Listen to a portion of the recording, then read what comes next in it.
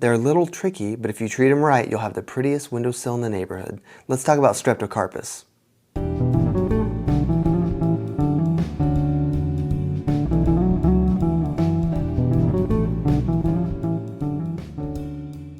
What's up, fellow plant enthusiasts? My name is Dylan and this is Bain's Botanicals. Today we're going to be talking about Streptocarpus. Now, Streptocarpus is formally known as Saintpaulia, so some of you may know African violets under that name, but it was reclassified into Streptocarpus, so that's what I'm going to be calling them. These are almost their own little cult, and I say that lovingly because a lot of people really love African violets, and they are popular for a reason. They give you beautiful, you can't tell by this one, but they do give you beautiful tiny little violets. Some of them are purple, some of them are pink. I've seen them in kind of a maroon, kind of a wine Merlot color. I've even seen ones that are like light purple, white, even light blue. So there are quite a few different colors, and it can be very rewarding when your plant does flower. Now, well, you know what? Let's do this first. Here is the taxonomy information for Streptocarpus, and we are in the family Gesneriaceae. Gesneriaceae has a lot of our more exotic flowering plants. Think Aeschynanthus, the lipstick plant. Think Nematanthus, the goldfish plant, I believe is in Gesneriaceae.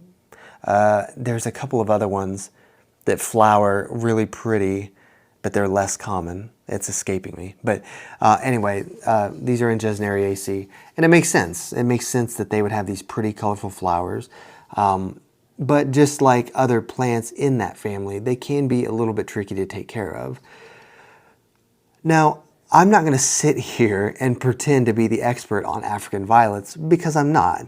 My mom had, I remember very clearly, in our kitchen, in the house I was like a little kid in, she had 3 little 4-inch pots of African violets she kept on the windowsill.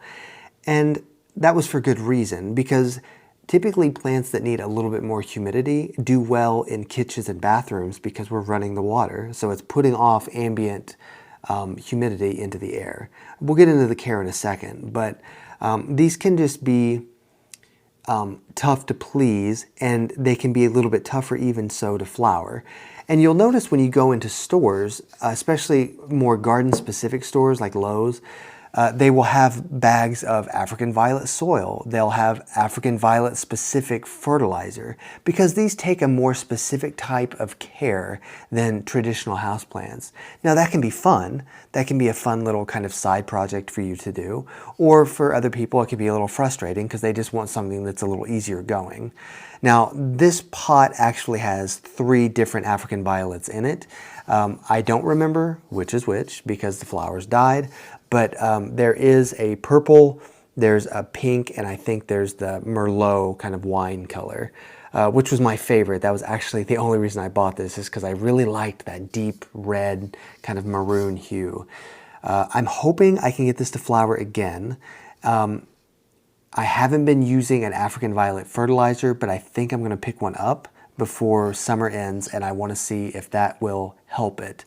Now let's get into the care, and I give you these care tips because you see the plant is healthy. All of this kind of light green on top, that's new growth. And as these grow, they kind of grow out.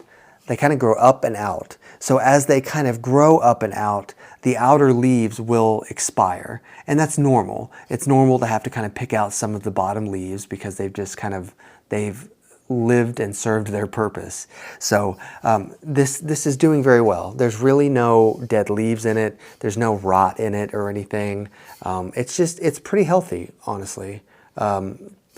But I say that because I'm giving you these care tips based on keeping your plant alive, not necessarily helping your plant thrive, because I'm in the process of learning that myself, and this is where you guys come in. This is going to be one of those videos where I'm like, hey guys, drop in your advice, drop in your comments, give your tips. How are your African violets successful? Anyway, let's get into the care. As far as light goes, these appreciate bright and direct light. They don't need direct sun. Direct sun will burn them. But these appreciate that brighter light for a couple of reasons. It helps them flower.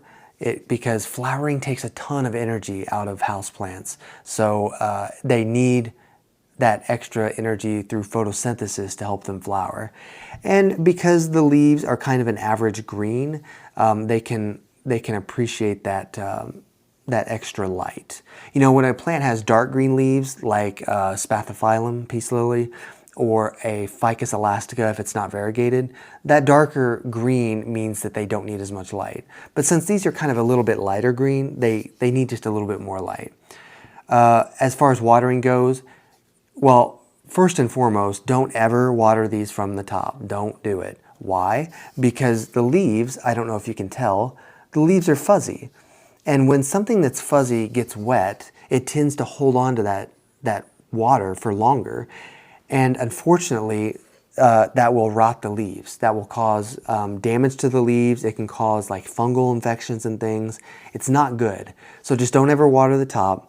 If you need to kind of clean the leaves, like mine has some cat hair on it, you can just kind of dust it gently. You can use your fingers. You could maybe use like a paintbrush or something just to kind of help keep the dust off of it, but you don't really ever want to get the leaves wet. I water from the bottom. And I just like, you know, water a little bit here, water a little bit on the other side, just to make sure that it does get a good soak. Now, I've got this, I do water it just once a week, just like with my regular tropicals. That's how much water I give it. Now, if I touch the soil and it's still kind of moist or wet, I'll skip that watering just so that it has time to dry out, because this one is in a little bit bigger of a pot. But you notice that the soil is black. I actually did water this yesterday. And it needed it, you know. It wasn't suffering or anything, but it was ready to be watered. This is in terracotta because these have a tendency to get a little bit of root rot and kind of stem rot at the base of the leaves. Because the leaves, if you touch them, they're thick, like they're watery, they're succulent. So things that are more succulent tend to get root rot easier.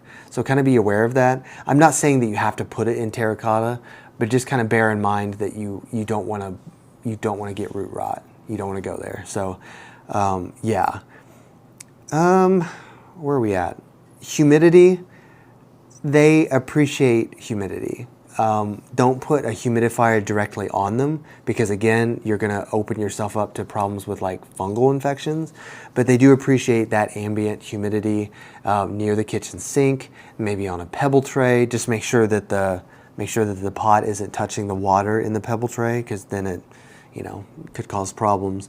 But yeah. And then fertilizing, I would go with that African violet specific fertilizer and follow the directions on the bottle. I don't know the directions off the top of my head, but I can probably say with confidence that you don't want to fertilize these all year long. Correct me if I'm wrong, I could be wrong about that. But generally, as a rule, plants take a break during the wintertime. They go dormant, they take a break from growing, they take a break from flowering, just to kind of rest and recharge.